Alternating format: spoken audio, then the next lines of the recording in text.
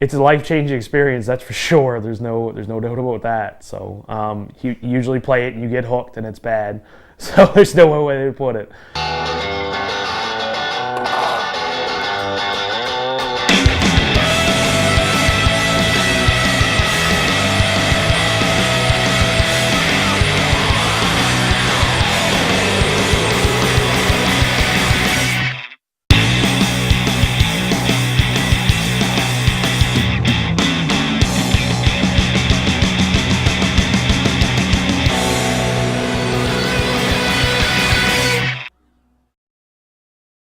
Recreational activity. Oh yeah. Rather than a... Yeah. I don't get that. See? Wait, you even put any real air in that?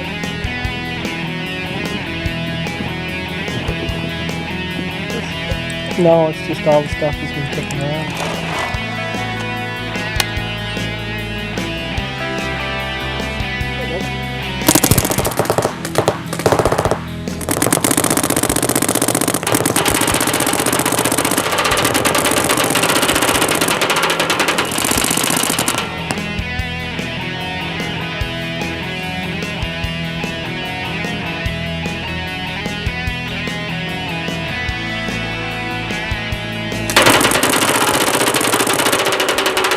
What first drew me to the sport? Well, it was actually a good friend of mine back in high school. Well, it would have been junior high at the time, and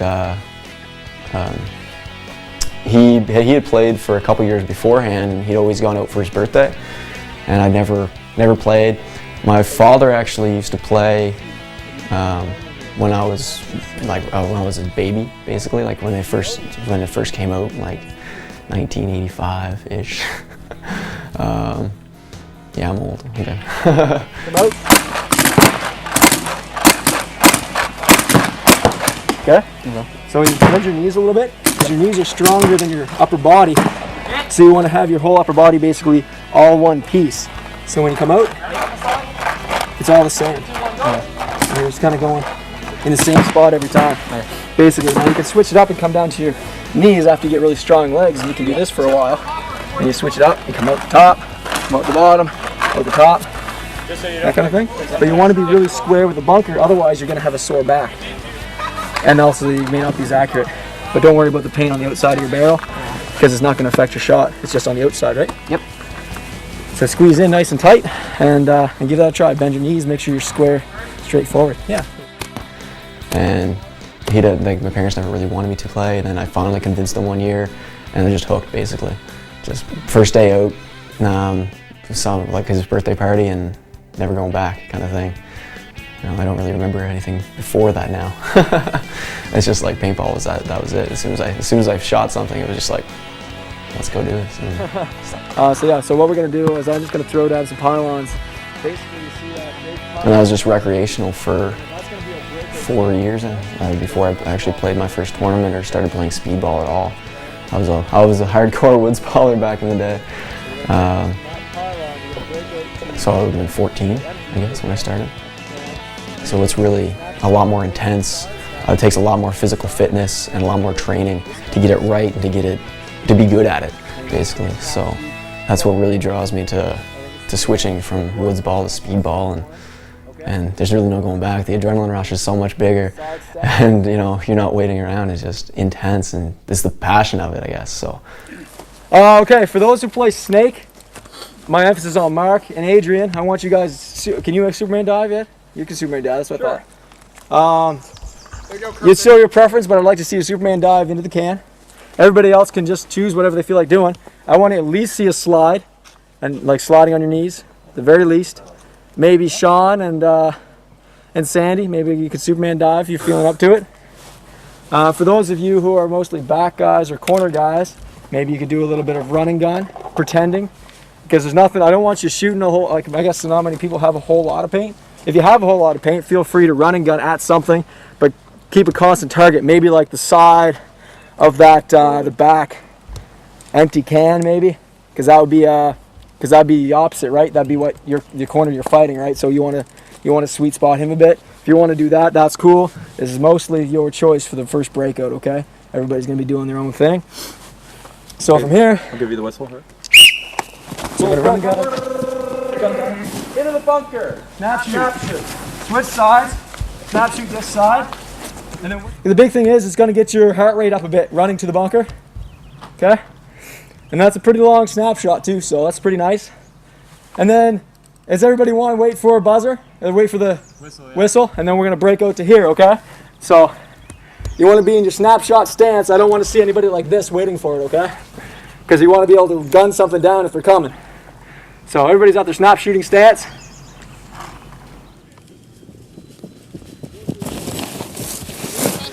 One, okay? There's 2 pylons. I want you to shoot the run on the right, okay?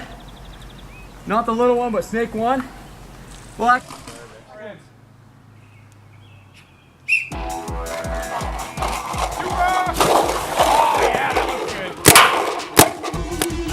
Originally, it started out, I found out one of my younger friends was going to be having a birthday party, and I found out they had organized a paintball event. And of course, I had heard of it, but never played it. So I didn't know what to expect, but I said yes anyway. I remember buying my first marker. It was a view loader that I bought. Sit there, worked pretty good. Took it to the back of his yard, and we had a little bit of a skirmish in his backyard to see what things were. And I can remember not knowing what paintballs were going to feel like, so I shot myself in the foot. And of course, the marker wasn't toned down yet, so I left a big welt on my foot and could hardly walk the rest of the night, but played a skirmish anyway.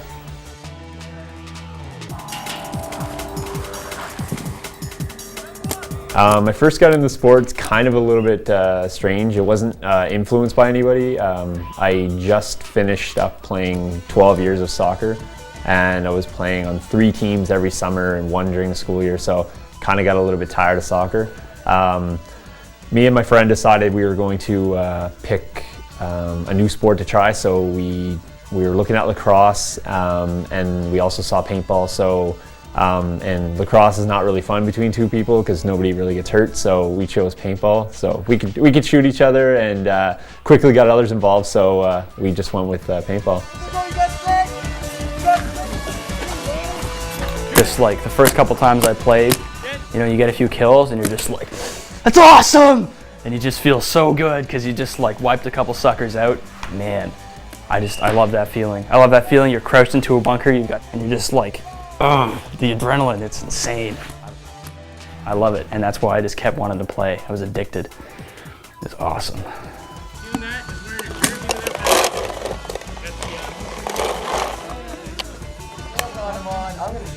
You know, I always thought about it and thought it seemed cool, and you know, eventually went out with my friends and shot some people. Seemed fun, so I got a deal on a gun from Clancy and bought that. Definitely got more into it then, and at the end of the year, they are like, yeah, you should come out to Halifax with us this winter. So I went out with them, played some more ball, and came this year and got the jersey. I thought it would be really painful and, you know, really scary because everyone had the fully automatic guns, and I had a little pop, pop, pop. But it was pretty good, you know, hit a lot the first few times and then started to learn, and all the guys taught me everything I needed to know. First thing that ever got me in the sport was my father. He bought me a pump gun from a second-hand shop one time just for the fun of it. It was a cheap purchase, but it got me hours and hours of fun at that time. Then I moved on to playing at the field pretty regularly, buying my first Tippmann, and then moving from the Tippmann gun, I got my first electro-pneumatic, and I worked from there. I worked into the tournament scene when I bought my Ego 6.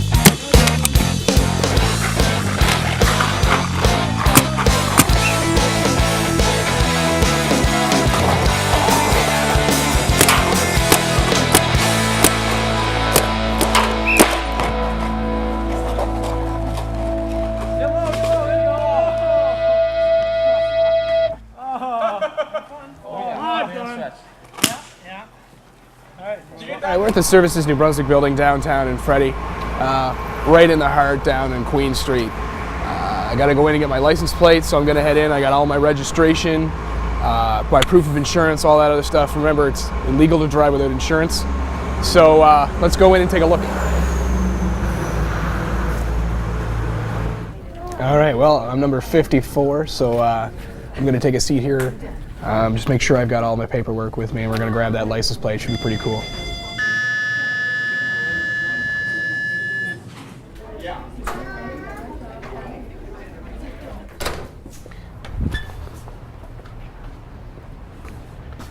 So I got my plate right there. While I was actually getting the plate, I realized that I'm really a paintball loser.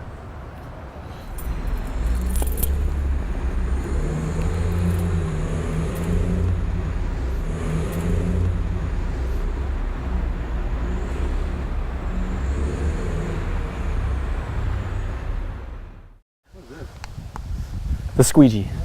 The cleaning utensil of all paintball players. Yeah. It feels so good to be back. Definitely gotta cut that. So what? I lent this to apparently Brian.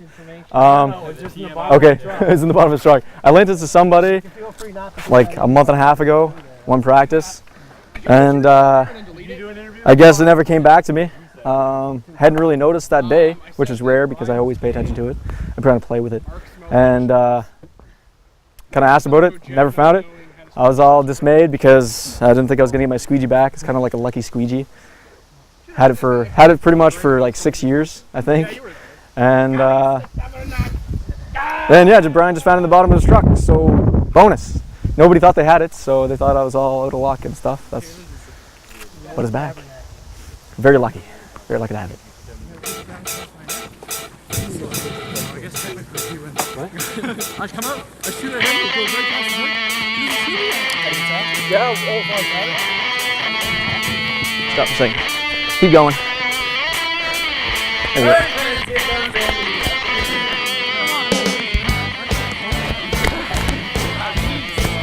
There you go. Come on, Mark. Tournaments now, and you need to practice in the rain. It's true. We're going to do this for a while, Jenkins. So better follow along. I know you're not able to keep up with most of our speeds, so I'm a much better window washer. Who's torquing in? This is the reverse wax. So now, as usual, Clancy's backwards from everybody else. Because you was going backwards the other time. Because I was going backwards the other time. Yeah, I know. You gotta warm these babies up. You're gonna be holding your gun up all day. Oh! Alright, we're gonna roll to the center and then roll to the left, to the right, and go. You don't want to force your neck to go that way. Snake one. Alright, going back the other side. Like right in the face. Come back the other side, guys. When we played a Moncton. Alright, so across the chest, that one. Everybody knows that one. Oh, now the camera's right on me, so now I'm gonna make a mockery out of myself, somehow.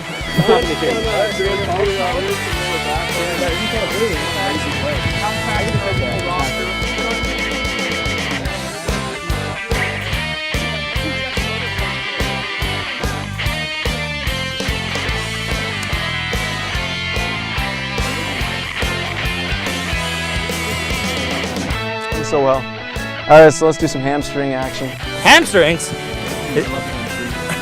Hamstrings I like bad. strings of ham. Of any kind of pork string, the hamstring is the best.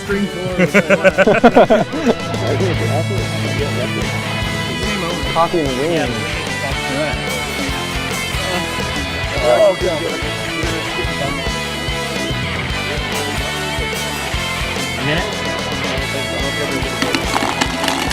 I can barely hold the play. Got about 140 rounds in there. So give that a try. So the idea here is keep your shoulders over your knees when you do it. Yeah. Try bringing it down a little bit. There you go. Because you kind of want your heel. It's heel toe. Yeah. Right? Now when you start getting really fast, it's going to be all toe. Yeah. But then you're pretty much sprinting and you're not really hitting the ground. You're just kind of falling forward the whole time and your back foot's just kind of pushing you. You're flying. Exactly. And eventually you're going to be like, oh, I'm falling. And you're going to Superman dive into something. All right, so there's basically two types of electro-pneumatic guns. There's the poppet valve gun, similar to the E-Tech, And then there's the spool valve, which is similar to the Smart Parts Ion.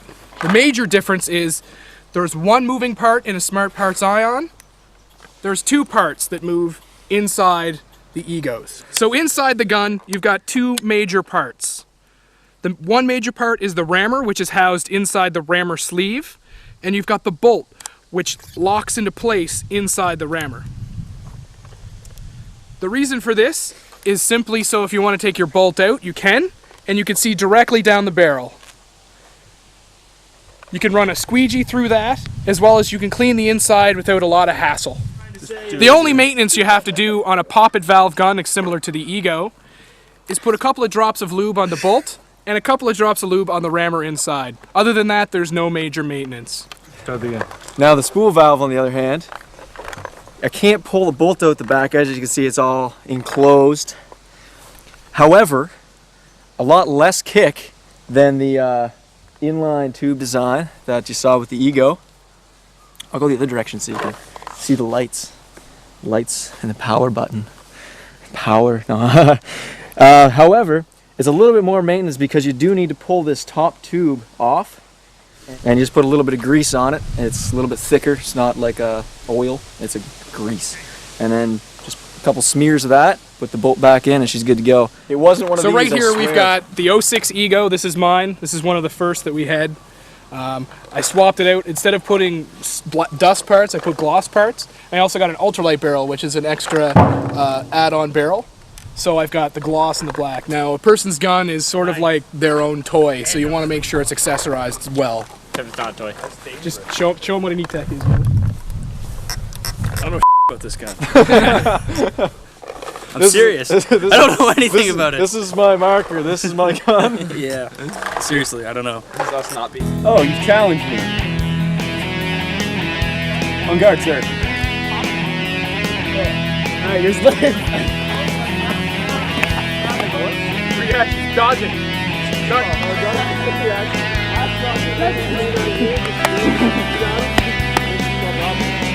Yeah, as always, that's a usual weekly thing. I got to keep the youngins in line, so nothing does it better than a squeegee beatdown. Right here, that's the weapon of choice. Blue is much better than red or purple, whatever you use, so it goes right there. Until next time. These are one of the things I gotta get in shape. The duels. 3 or 4 years ago, my cousin got me into it, and he was really intense into paintball. And I guess Brian's kept me on it, which isn't that hard because it's a blast. Just a friend of a friend had me come out and play once, and I just loved it. So I've been playing ever since.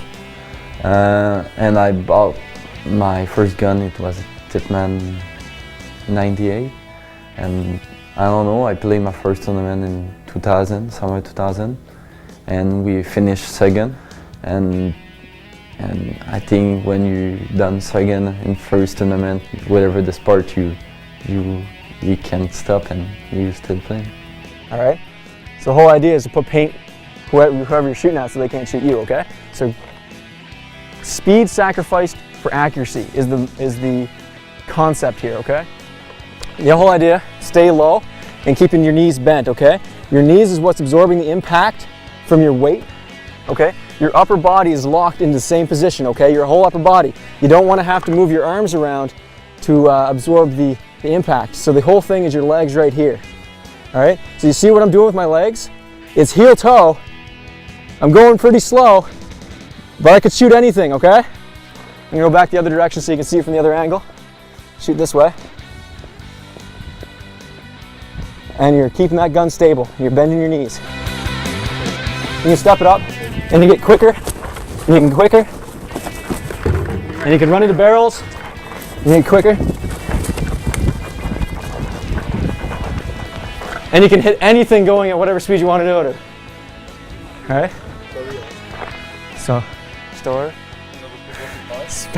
Take a couple hours out of our day. Alright, saddle up.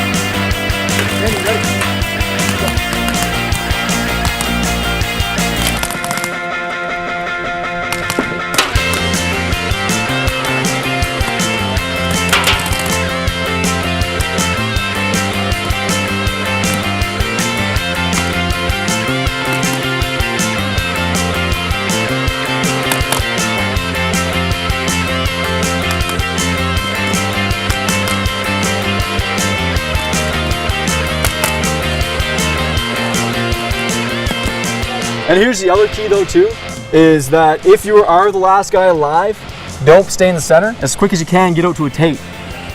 Plain and simple. So I mean, essentially you're going to be at this position no matter what position you were playing before, essentially you'll be back to this position afterwards. Basically you keep the eye on one guy or two guys, whoever's on the left side, and then and whoever's coaching you on the tape lines, keep an eye on the guy on the tape line, right? So as soon as the guy, if he's got a good shot, put him in, come around, put him in, basically. Because if you shoot tape and you get one guy and you wrap this way, you don't have to come out here. You have less angles if you're inside tight like this, but if you're outside here, then you have lots more angles. That's true, but I guess it also depends on where the guys are on the field. It's a double-edged sword. If your closest guys are on the inside, keep an eye on the inside. If your closest guys are on the tape line, keep an eye on the tape line. If you're way outside like this, he's in tough shape then. Yeah, because you got angles on him then. Yeah, because you gotta pinch them both. Exactly what Sean said.